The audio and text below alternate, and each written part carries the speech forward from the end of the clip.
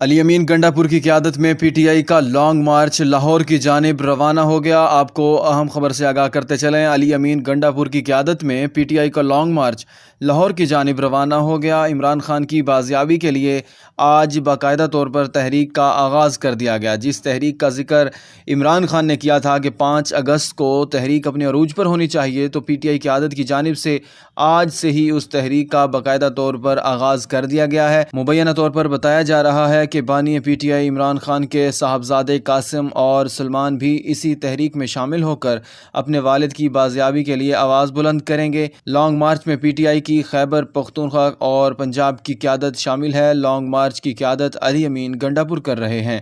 پنجاب میں داخل ہوتے ہی پی ٹی آئی ورکرز کی جانب سے قافلے پر پھول کی پتیاں نچھاور کی گئیں۔ وزیر اعلیٰ خیبر پختونخوا علی امین گنڈا پور کی قیادت میں قافلہ کے پی ہاؤس سے روانہ ہوا۔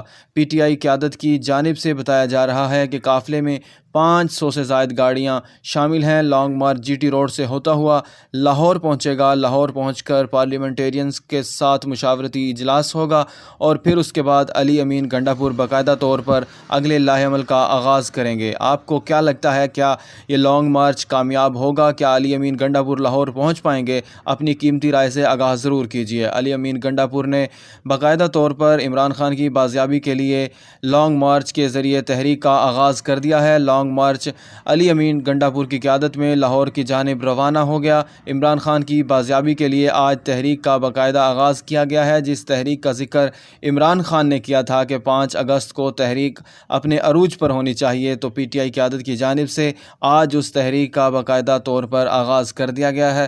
مبینہ طور پر بتایا جا رہا ہے کہ بانی P T I Imran Khan کے صاحبزادے قاسم اور سلمان اسی تحریک میں شامل ہو کر اپنے والد کی بازیابی کے لیے آواز بلند کریں گے۔ لانگ مارچ میں پی ٹی آئی کی خیبر پختونخوا اور پنجاب کی قیادت شامل ہے۔ لانگ مارچ کی قیادت علی امین گنڈا پور کر رہے ہیں۔